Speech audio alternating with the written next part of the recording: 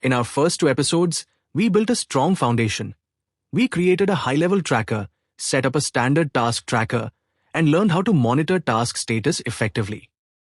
In this third episode, we'll explore three essential logs that every project manager should use: the action log, the issue log, and the dependencies log. These tools go beyond simple task tracking. They help you manage accountability, capture and resolve problems, and anticipate risks before they impact your project timeline. So, what is a log? Basically, this is a document where important events are recorded, written down or logged. Once logged, people can obtain information about these events, like what is it about? Who is involved? Are there any next steps? What is the due date for closing the case? During the previous episodes, we already introduced the basic of all these. The project diary. Remember what the three fields were that it includes: action, owner, and due date. This is the ultimate project management recipe for getting things done. Documenting explicitly in a written format what has to be done, by whom and when. Remember this formula as it has tremendous effects.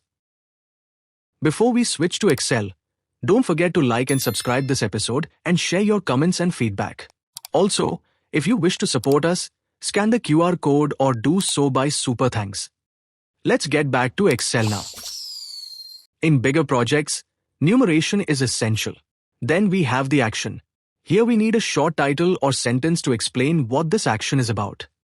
In the previous episode of High Level Tracker, usernames had to be collected by the F&A manager so that the accounts are created in the new system for these employees.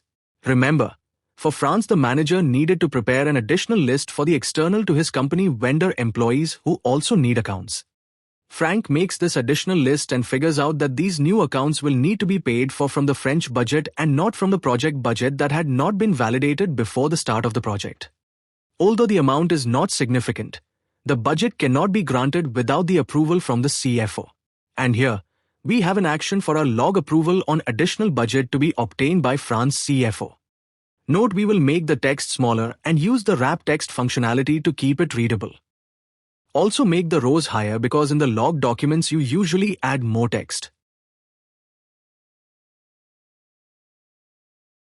Moving on to the owner column.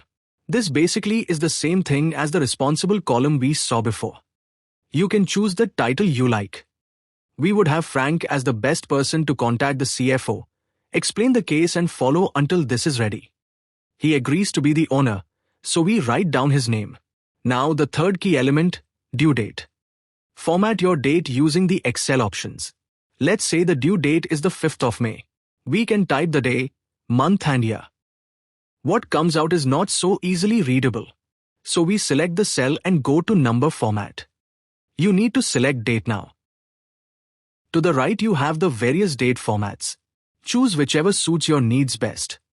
You can also decide whether you want the year to be displayed.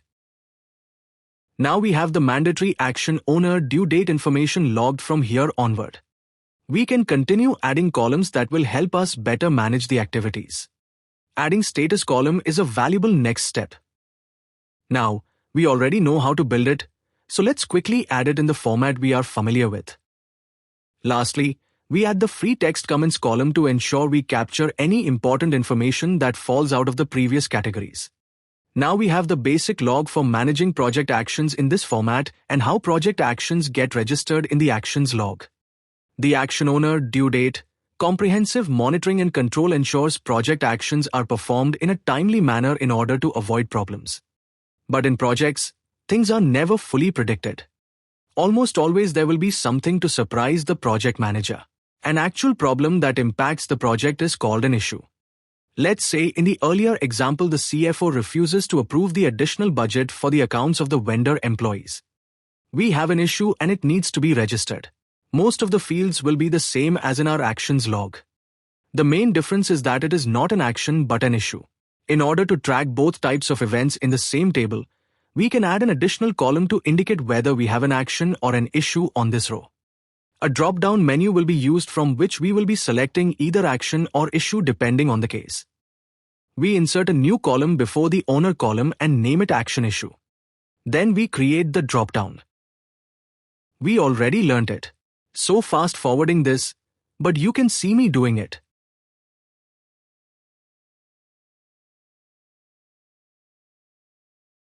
Now we can select whether the event on this line is an action or an issue. One more thing, the title of the second column still shows action.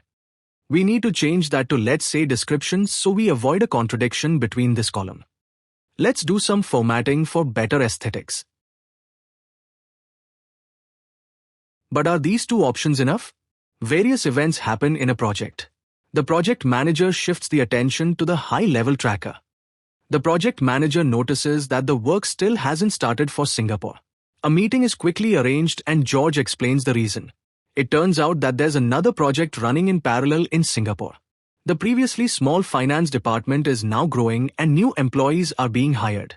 The project team there is still working to determine the new roles and responsibilities in this department. Hence, George does not know the exact names to be provided in the list. If your project is dependent on the outcome of another project, this event is called a project dependency. We will now update to our logs so we can capture dependencies as well. Select drop-down cells range and go to data validation. Here in the source field we add dependency as an additional possible value for the drop-down ready. Now we can also log this event into our document and update the title of this new column. Action, issues, dependencies. A, I, D.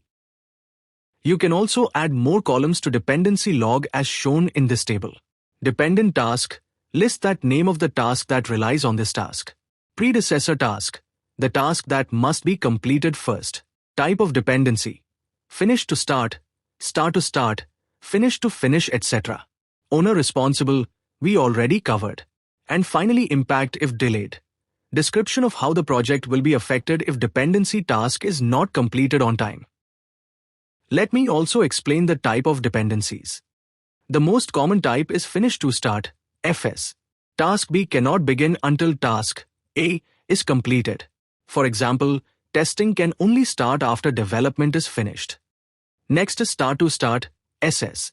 Task B can only start once task A has started. Imagine design work and documentation beginning at the same time. Then we have finish to finish, FF. Task B cannot finish until task A finishes. For example, editing cannot finish until writing is complete. The rarest type is start to finish, SF. Task B cannot finish until task A starts. Think of a night shift guard who cannot leave until the day shift guard arrives. By tracking these dependencies in tools like Excel, project managers can anticipate risks, avoid bottlenecks, and keep projects moving smoothly. Mastering dependencies means mastering project flow. So, our project manager is doing good job so far with the documentation of project events. In next episode, we will cover RAID logs. See you in next one and don't forget to share your feedback.